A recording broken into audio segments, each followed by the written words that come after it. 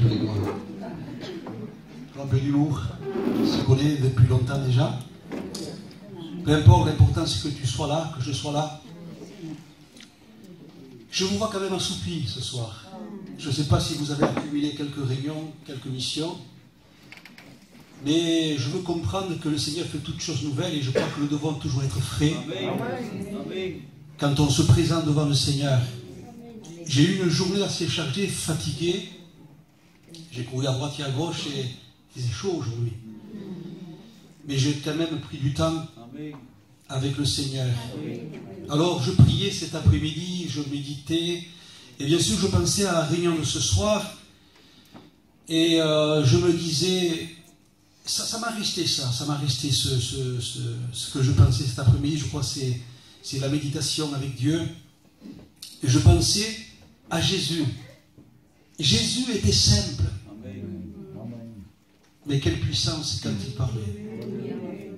Il est apparu comme un simple homme, dit la Bible. Mais quelle puissance quand il parlait. Et j'étais en train de penser, quand il s'est approché de Matthieu, le piégé. Certainement que c'était la première fois qu'il se rencontrait avec Matthieu. Et regardez la puissance et la simplicité de Jésus. Il dit à Matthieu, Matthieu, toi Matthieu, suis-moi. Et Matthieu se lève et il le suit.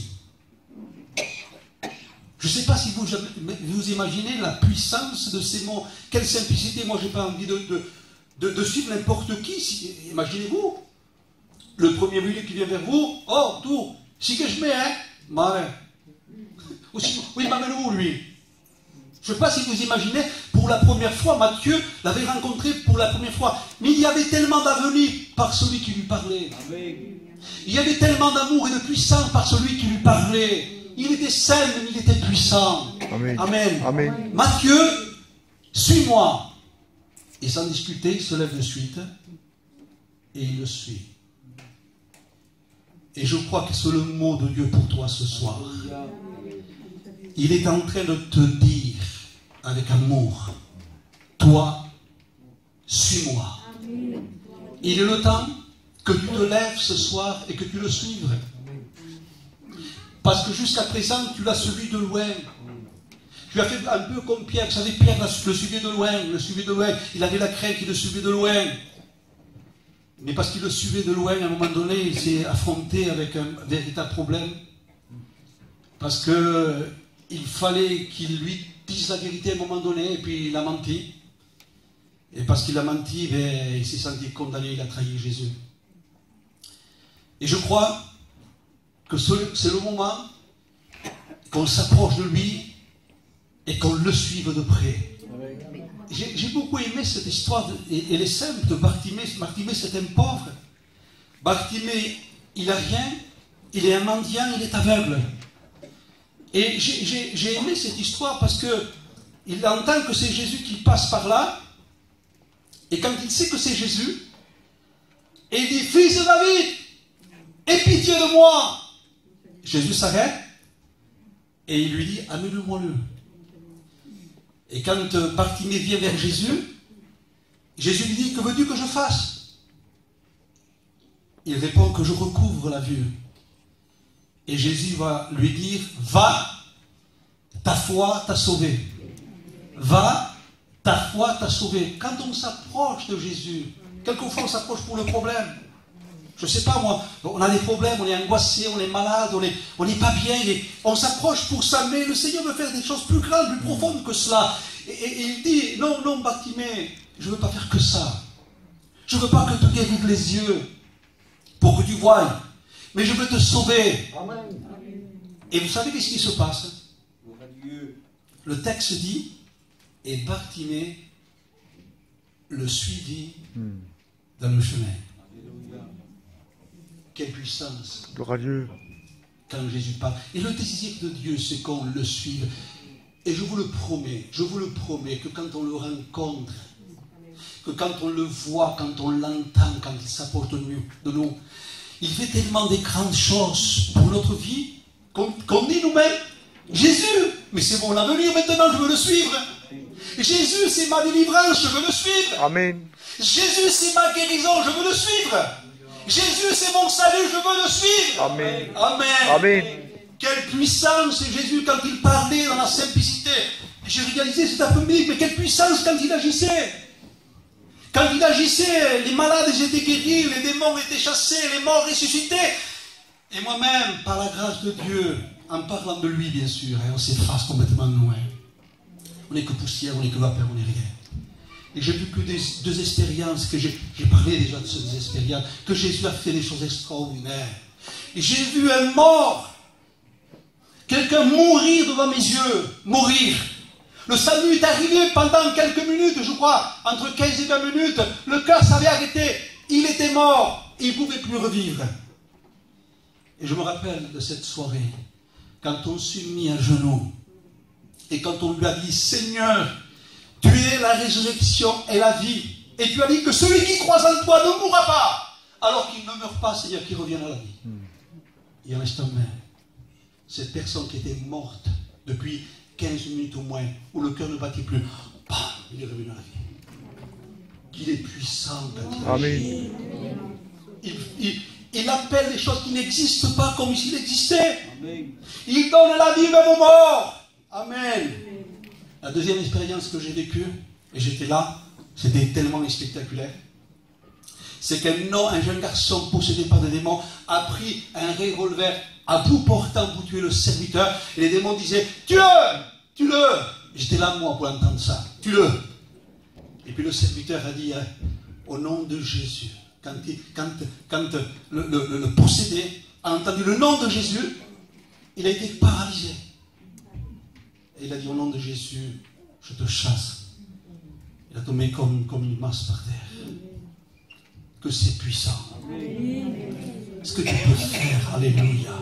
Il est puissant. Mais la chose la plus belle, la plus puissante qu'il a fait, c'est que Jésus est mort sur la croix pour nous. Alléluia. Et je voudrais ce soir, par la grâce de Dieu, de vous parler de la croix, si Dieu me le permet. La croix, elle n'existe pas que depuis 2000 ans. La croix existe depuis tout temps. Nous trouvons la croix dans le livre de la Genèse. Et vous savez, nous allons parcourir toutes les dispensations des temps. Vous allez voir que la croix, sous plusieurs formes, elle paraît. La croix, nous la trouvons quand Adam et Ève ont péché contre Dieu en désobéissant. Et dans l'idée de Dieu, pardonnez-moi, l'homme et la femme étaient nus. Et pour réunir l'homme et la femme, Dieu a sacrifié. C'est lui le premier sacrificateur. Il a fallu qu'il fasse couler du sang. Et il a habillé l'homme et la femme de peau. C'est-à-dire que Dieu a sacrifié les animaux, deux animaux. L'idée du sacrifice de la croix, du sang versé, était à ce moment-là quand Adam et Ève ont péché contre Dieu en désobéissant. Et Genèse au chapitre 3, verset 15, il y a une prophétie qui va s'accomplir 4000 ans sur la croix, qui parle de la croix. C'est quand le Seigneur donne la sentence, nous n'allons pas parler de la sentence de l'homme, de la femme et du serpent, qui est l'image du diable. Et Dieu dit au serpent, écoutez-moi bien, c'est important. Dieu dit au serpent, parce que serpent, tu as fait cela. Et je mettrai une inimitié entre toi et la femme, entre sa postérité et ta postérité. Elle, la postérité de la femme, t'écrasera la tête et tu lui blesseras le talon. 4000 ans après, la prophétie s'est réalisée au mont de Golgotha.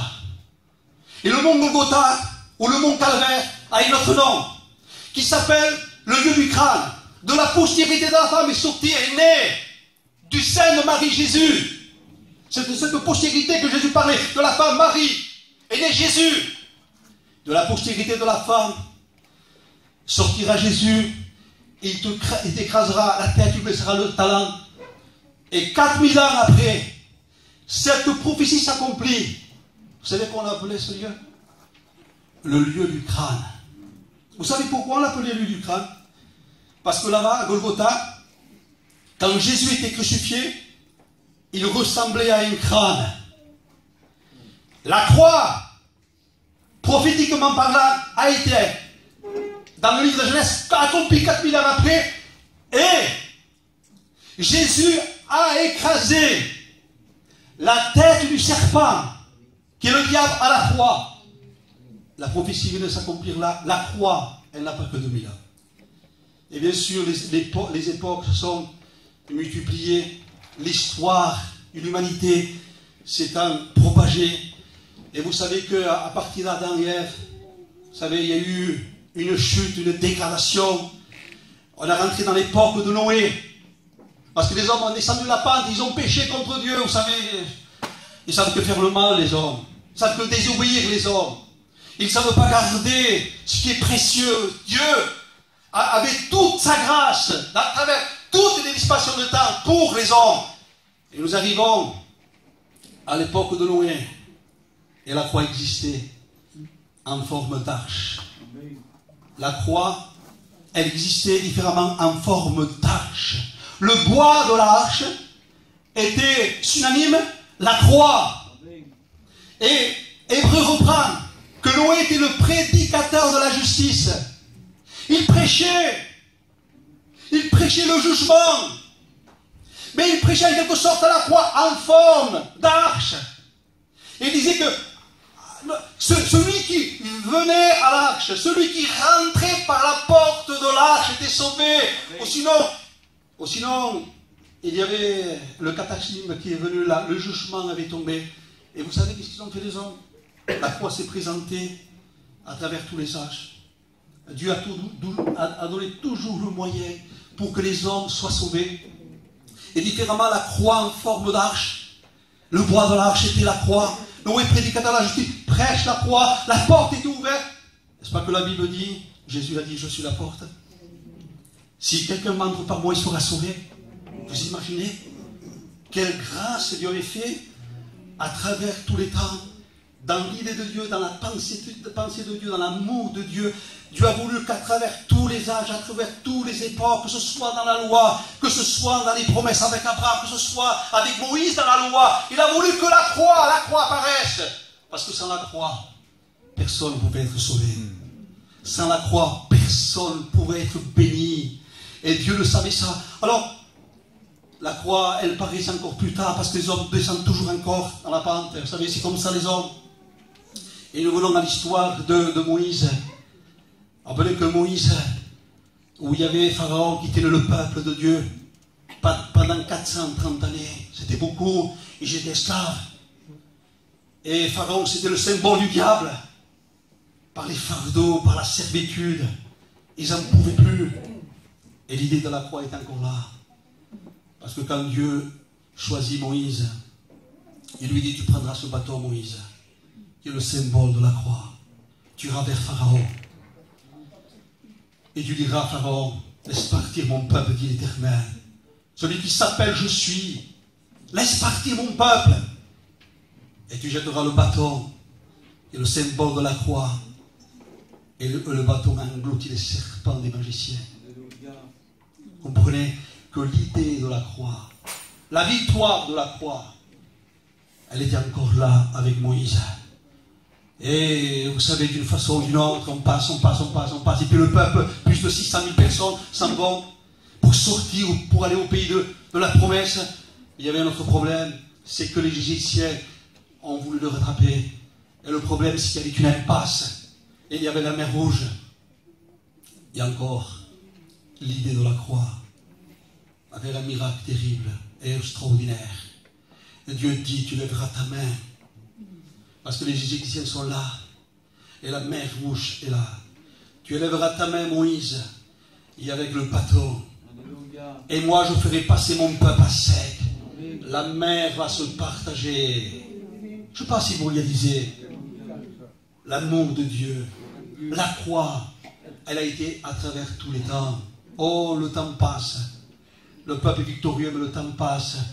Il y a le temps de la promesse avec Abraham. La promesse d'un fils. La promesse d'un fils. Alors, Abraham, il était un peu fatigué de tout. Abraham croise en Dieu, le père de la foi croise en Dieu, mais il a besoin que Dieu lui révèle. Il a besoin que Dieu lui parle.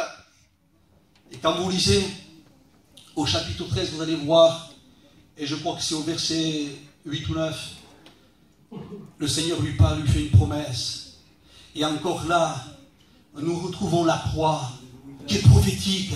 Et Dieu lui dit, Abraham, je le jure par moi-même, Abraham, tu vois ce pays-là, que tu vois devant tes yeux, tu vas le parcourir en long, et tu vas le parcourir en large.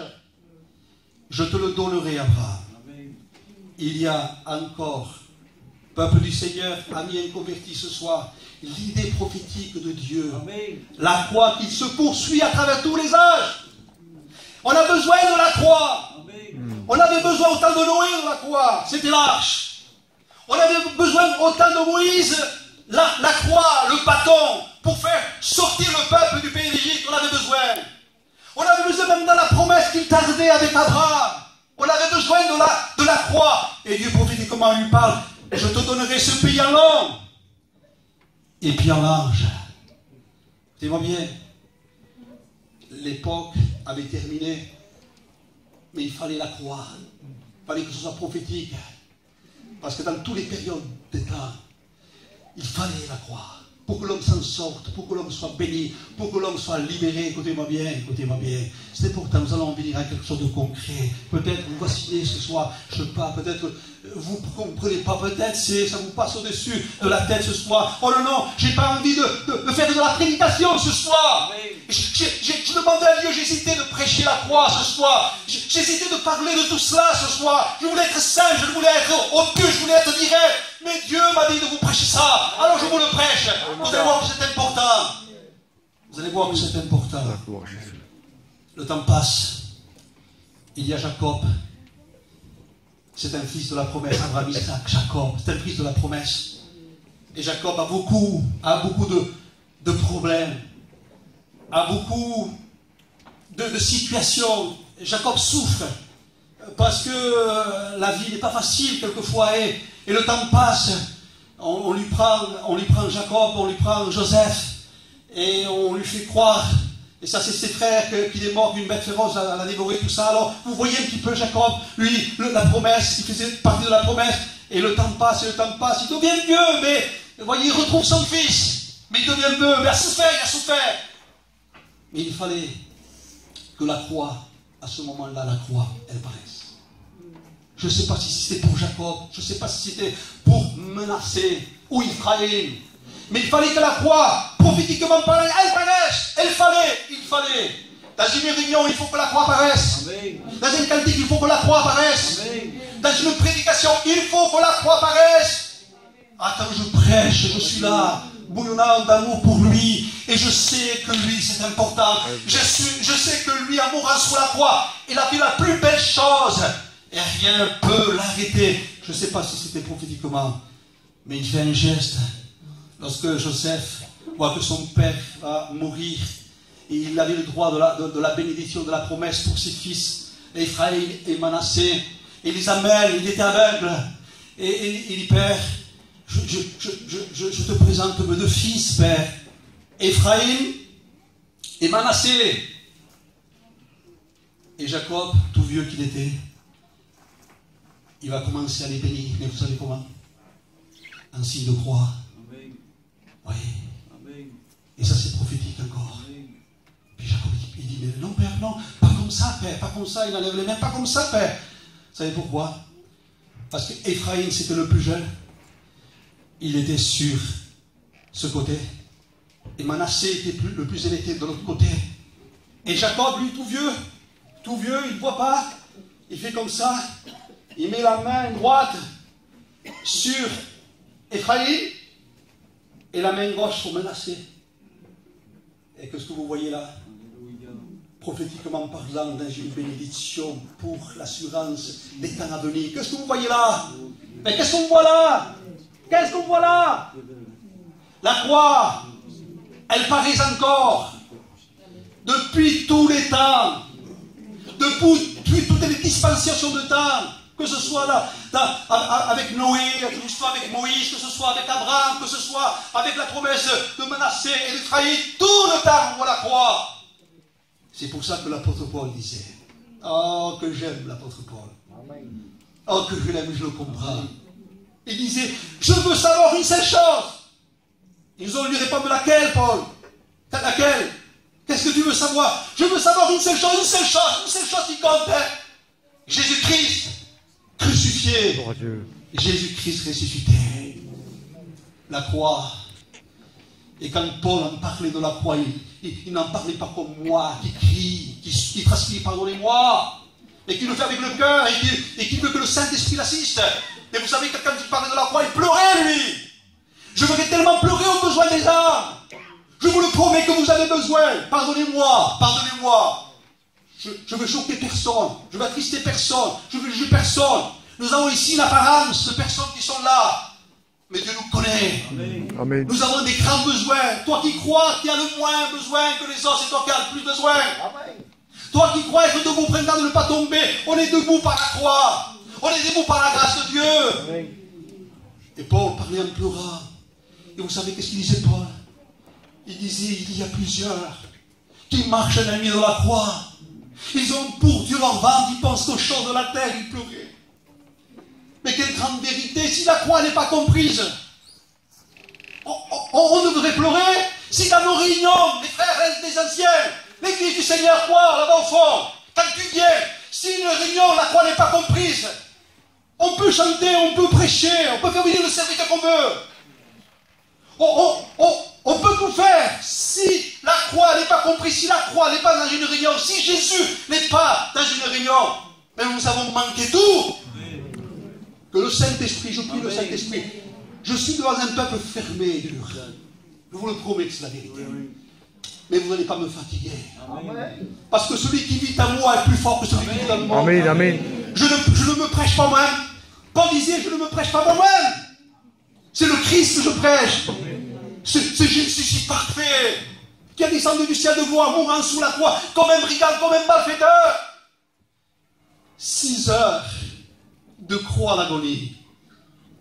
Le parfait des parfaits, le Seigneur des seigneurs, le roi des rois, dans lequel je le dis assez souvent, les âmes n'osent pas le regarder, ils disent qu'il est saint. Ses yeux comme des flammes de feu, son visage qui rayonnait comme le soleil qui brille dans sa force. Ce Dieu excellent, parfaitement excellent. Ce Dieu-là, il est descendu prendre un corps semblable au nôtre et mourir comme un brigand sous la croix, 6 heures de croix. Écoutez-moi bien, je vous dis quelque chose. Quand on s'approche de la croix, et je voudrais, ce soir, toi m'ayant converti, que tu aies une révélation de la croix et de l'amour de Dieu. Je voudrais que tu t'approches. Ne t'approche pas d'une prédication, ne t'approche pas d'un pasteur, ne t'approche pas d'un cantique. Approche-toi de lui. Amen. Approche-toi de lui. Regarde-le entre ciel et terre, en train de mourir sur la croix pour toi. 6 heures de croix. Le chiffre de l'homme. Ça veut dire qu'il a fait pour l'homme ces 6 heures. Il a souffert ces 6 heures. 6 heures de croix. Pour l'homme. Pour l'humanité. Quand on s'approche de la croix, on entend quel message, mais le plus beau des messages. Non pas ce message que quand Jésus disait à la mer, silence c'est toi, quel message puissant, hein. La mer s'est mise à garde à vous. Suffit une oreille pour entendre Jésus. Oh, et le vent a cessé ça. Non pas ce message que lorsque cet homme depuis 4 jours est mort sur le tombeau et qu'il dit Lazare, sors. Un grand message, ça, hein. Non pas ce message-là. Non pas ce message-là. Quand on s'approche de la croix, quand on s'approche de ces 6 heures de la croix, on voit un Christ souffrant. On voit un Christ maltraité. Son visage, on ne le reconnaissait plus. Il est devenu comme un caillou, son visage, défiguré. Il ne ressemblait plus à un fils d'homme. Il a souffert la passion. Vous savez, on a fait le film La Passion, c'est rien du tout ça. C'est rien du tout, c'est qu'un film, c'est qu'un acteur. Mais lui, il a souffert de vrai. De vrai. 6 heures de croix en train de souffrir, en train de combattre le diable, en train de combattre le péché, en train de combattre l'enfer, en train de combattre tous les démons, en train de combattre tous ceux qui se moquaient autour de lui. Mais comment et de quelle façon il combattait dans l'amour, dans la justice. Oh, quel héros. Il était un héros, Jésus. Amen. C'est pour ça que le psaume, vous le lirez, le psaume 42. Voyons héros. Monte sur ton char, voyons héros, c'est lui. Et défend la vérité. Il a monté sur la croix, lui, pour nous défendre et défendre la vérité. Et à la croix, libérer le message. J'aimerais que tu t'approches de la croix. J'aimerais que tu t'appelles. J'aimerais qu'il y ait une révélation. Vous savez que ma souffrance aujourd'hui en tant que pasteur, c'est que les réunions se forment là. On s'est habitué à faire des réunions. On écoute un pasteur, on écoute un autre, on écoute un chant de cantique, allez, ça va, on vient. Mais personne n'est libéré, personne n'est converti, personne se rencontre avec la croix, personne se rencontre avec Jésus. Mais quel dommage! Quel dommage si c'est comme ça. Nous avons raté la réunion si c'est comme ça. Si tu es venu pour Jésus pour le rencontrer et réaliser la croix qui te sorte, qui te libère, cette croix d'amour, si tu la réalises, et c'est une victoire pour toi. Écoutez-le parler. À un moment donné, avant de pousser un cri de victoire, et pas pour pousser un cri de défaite, écoute-le. Écoute-le ce message. Et je connais quelqu'un qui a écouté moi. C'était le brigand. Quand il a dit, Père, pardonne-leur. Ils ne savent pas ce qu'ils font. Mais je ne sais pas si vous réalisez. Il demandait au Père, il plaidait, il intercédait, Père, ils ne savent pas ce qu'ils font, ils ne savent pas ce qu'ils font. Ils sont en train de me frapper, de me faire mourir, ils ne savent pas ce qu'ils font. Pardonne-leur. Car ils ne savent pas ce qu'ils font. Dieu ne tient pas des temps d'ignorance. Tu ne savais pas ce que tu faisais là-bas, mais tu le sais aujourd'hui. Parce que la croix t'est prêchée, l'amour de Dieu t'est prêché. Et écoute-le ce soir, il faut que tu te convertisses, sinon on a t'a manqué la réunion. Écoute-le ce soir, pour lui, non pas pour moi, ni pour l'église. Écoute-le te dire, dire à son Père, Père, j'ai tout accompli. Alléluia. Amen. Si nous avons la révélation de cela, mon frère, on l'a mis ce soir, si tu as la révélation de la croix, si tu as la révélation du message qui te dit, Père, pardonne-leur, car ils ne savent pas ce qu'il faut, j'ai tout accompli pour eux. Si tu as la révélation de soi, si tu crois en ça, c'est une bombe atomique qui vient en toi, pour te libérer du diable, du péché et de l'enfer. Le brigand, celui qui entendait l'autre fois que Jésus parcourait, qu'il était gentil, qu'il donnait du pain aux affamés, qu'il faisait des miracles, qu'il guérissait les malades, qu'il faisait plein de choses. Il n'en voulait pas, le brigand, lui. Il n'en voulait pas du tout de Jésus. Même sous la croix, il n'en voulait pas de Jésus. À un moment donné, tous les deux disaient, hey, c'est Dieu Jésus. Descends de la croix, il faut descendre, hein. Et on croit en toi, tu es le Christ. Hein. Et quand il a la révélation à un moment donné de la croix, et quand il entend ce message simple, peu, prêcher peu, je sais, vous savez, mais quand il prêchait, c'était extraordinaire, on avait envie de le suivre, hein, comme Matthieu. Hein. On avait envie de l'accepter, on avait envie de pleurer sur nos péchés. Quand je l'ai entendu moi me parler, je pleurais sur mon péché. Et je pleure encore, je dis, Seigneur, mais il passe. Tu te rends compte, tu m'as sorti, moi, pécheur, tu m'as sorti de l'enfer, de la perte, à cause de ton amour, à cause de ton sang, à cause du sacrifice de la croix. Le brigand, il était maudit. Il était tellement maudit, on n'en voulait tellement pas, que la justice disait, on va finir avec lui, parce que c'est une, pardonnez-moi, une pourriture. C'est une gangrène. On n'en veut plus de lui, qu'il soit maudit dans l'enfer, qu'il brûle dans l'enfer, à quelque sorte. Et on le pend comme Jésus au bois. Mais quand il entend ça, tu es venu pourquoi ce soir? Pour une cantique? Pardonnez-moi. Pardonnez-moi. Tu es venu pourquoi? Pour une prédication. Si tu es venu pour un pasteur, si tu es venu pour un cantique, si tu es venu pour une prédication, si tu es venu pour l'église, si tu es venu pour les faire, jamais tu rencontreras la croix. Quand il faut venir à la réunion, il faut venir toujours pour Jésus. Amen. Vous le promettez. Amen.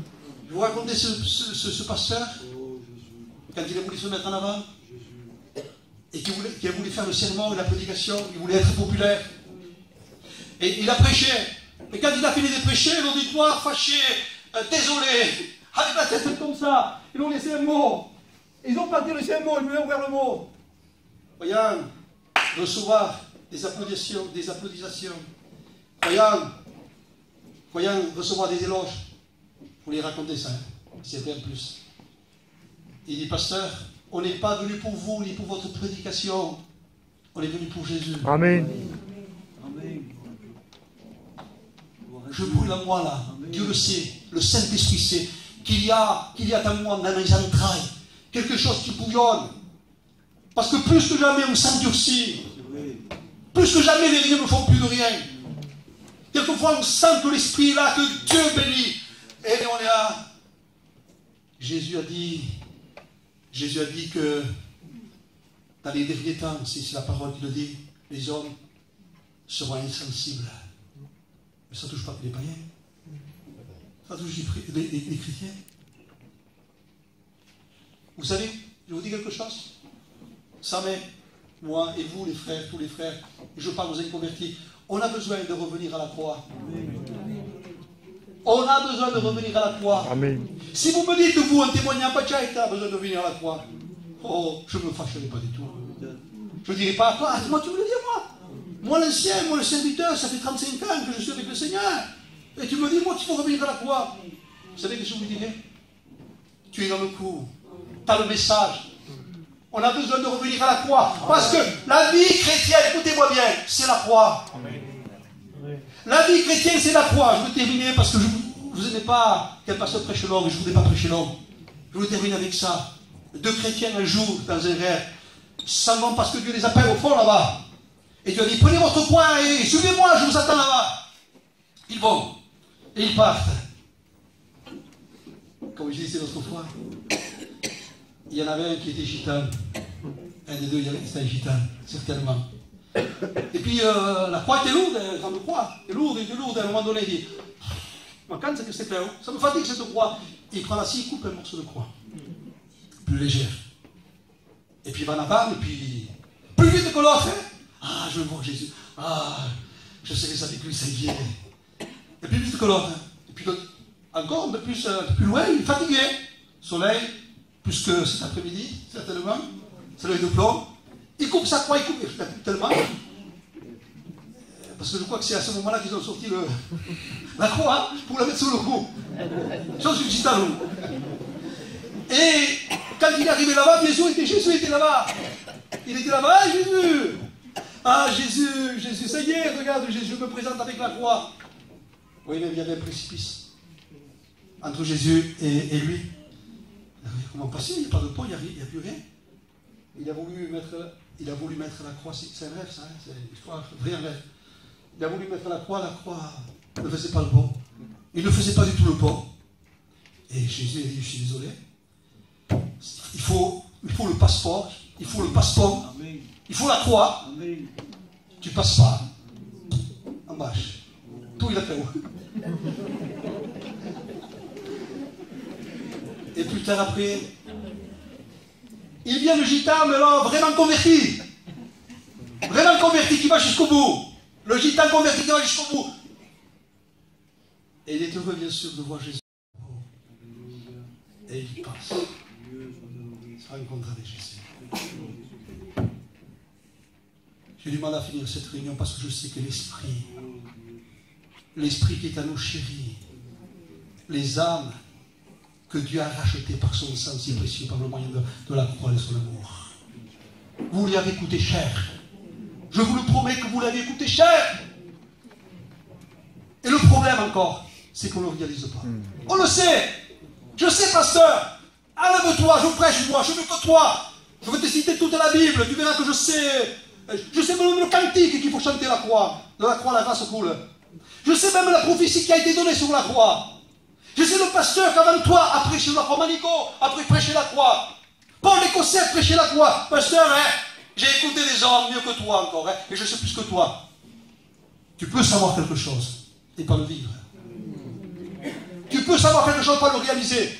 Parce que je vous le promets, quand il y a une réunion sous l'onction de l'Esprit est là, et quand on prêche la croix, nous avons envie de pleurer, de s'humilier, se jeter à ses pieds, se jeter à genoux, lui demander pardon. Parce que, vous savez pourquoi demander pardon? Pour lui dire, Seigneur, je suis venu un peu comme ça. Ah, s'il y aurait eu un Herlot, je m'aurais bien préparé à la réunion. Ah, Seigneur, si il y a eu une réunion qui m'intéresserait comme ça, mais ah, si ça m'aurait chanté ce soir. Ah, si je sais que c'est ça qui chante ce soir. Je vous dévoile, hein. Oui, non? Je peux vous parler. Vous êtes à moi, je suis à vous. Je fais partie de vous. est inédite, les frères. Amen. Vous aimez la vérité? Amen. Vous le dites? Amen. Je vous le dis avec amour. Parce que moi, je suis comme vous. Je sais me déplacer. Je sais aller de partout. Et quand quelque chose m'intéresse, sinon, quand quelque chose m'intéresse, le réveil sonne 2 heures avant. Vous promets. Quand la réunion m'intéresse, je suis avant. Quand la réunion m'intéresse, je suis au milieu chrétien. Oh, je suis bien. Ah, comme je suis bien dans cette réunion, quand la réunion m'intéresse. Écoutez-moi bien. La réunion, écoutez-moi bien. Je parle à l'église maintenant. Vous me le permettez? Amen. C'est avec amour que je vous le dis. La réunion, elle n'est pas pour toi. Elle est pour les âmes perdues. Elles doivent sortir des ténèbres. Elles doivent sortir du péché. Elles doivent sortir de la mort. C'est des condamnés qu'on a devant nous. Quelqu'un qui n'a pas rencontré la croix, qui n'est pas converti, c'est un condamné. Je vais pas fort, hein? Je vais ce que la Bible dit. Hein? Vous allez peut-être m'appeler, c'est bien. Je sais que vous le ferez. Parce que vous m'aimez, je vous aime. Mais s'il faudrait prêcher derrière mes chapes, je prêcherai comme je prêche. Voilà. Amen. Écoutez-moi bien, en vous disant ça, je ne me lève pas et je ne mets pas en valeur. Je mets en valeur la cause de Jésus. Amen. Et je crois, les frères, je crois. Écoutez-moi bien. Écoutez-moi bien. Je ne sais pas, on va faire un diagnostic de la réunion, Jean-Paul. Vous me le permettez, nous sommes en famille, on va faire un diagnostic de la réunion. Quelqu'un me dira, je n'aimais pas Tchaï, ce qu'il a prêché. Oh, j'ai pas aimé ça, j'ai pas aimé ça, j'ai pas aimé ça, j'ai aimé ça, j'ai aimé ça, j'ai pas aimé ça. Alors la réunion, on la favorise, nous, la réunion. Nous, on la favorise. Mais l'importance, c'est d'être prêt à recevoir le message que Dieu veut. L'important, c'est d'être prêt pour aller t'enlever. Je me suis rendu compte que les hommes de Dieu, ce sont toujours eux qui ont dit, Seigneur, c'est moi le problème, j'en ai besoin, j'ai besoin de la croix. Seigneur, il y a des hommes, pasteur. Ah, c'est pour moi, pasteur, c'est moi le premier. Hein. C'est moi le premier, moi le premier, moi. Seigneur, c'est moi, c'est pour moi, Dieu m'a parlé. C'est les hommes de Dieu, ça qui sont bénis. Et je crois que vous faites partie. C'est pour ça que je prêche avec mon cœur. C'est pour ça que Dieu me donne tellement de liberté par l'Esprit. Parce que je vous le promets, hein, que c'est la liberté de l'Esprit. Je parle avec la liberté de l'Esprit. Parce que l'Esprit me pousse à parler comme ça. Parce que moi, je suis un garçon qui ne parle pas. Qui ne parle pas comme ça, qui ne m'aventure pas, qui ne me met pas en avant. Vous le savez, vous me connaissez. Je suis plutôt un garçon timide, qui veut rester à sa place. Mais quand l'Esprit me pousse, eh bien, avec que le Seigneur pousse. Voilà. Courageux. Il faut se mettre du bon côté. On va partir ça, mais bientôt. Et il faut être prêt. Amen. On va partir, il faut être prêt. Que le Saint-Esprit nous réveille. Amen. Que Dieu, dans sa grâce, dans son amour, nous montre la croix. Amen. On a besoin de revenir à la croix. Amen. Reviens à la croix. Supplie-le. Mets-toi à genoux. Je ne sais pas, pleure. Je ne sais pas comment. Mets-le. Jeune fille, jeune garçon, toi qui ne le connais pas, il est venu plein d'amour pour toi. Te révélant son amour par le moyen de la croix. Sans la croix, tu t'en sortiras pas. Sans Jésus, tu t'en sortiras pas. Il te faut Jésus. Amen. Il y a de l'espérance pour ta jeunesse et pour ton avenir, Jésus. Tu le comprends ça? Il est là, il t'attend. S'il te plaît, j'ai du mal à finir cette réunion. Ce que j'insiste, c'est le Saint-Esprit qui veut que j'insiste. S'il te plaît, ne reste pas comme ça. Voilà. Hoche ta tête. Ouvre ton cœur. Dis-lui, Jésus, tu es le bienvenu. Amen. Jésus, si tu me dis, hein, je te promets, Jésus, si tu me dis ce que tu as dit à Matthieu, toi, 6 mois, je me lève de suite. Hein. Je te suis et je ne te laisse plus de ma vie. Si tu lui dis ça, hein, le ciel va s'ouvrir, mais alors, d'une façon extraordinaire. Et le miracle va se produire. Amen. Qui voudrait Amen. Lui dire, Seigneur, Amen.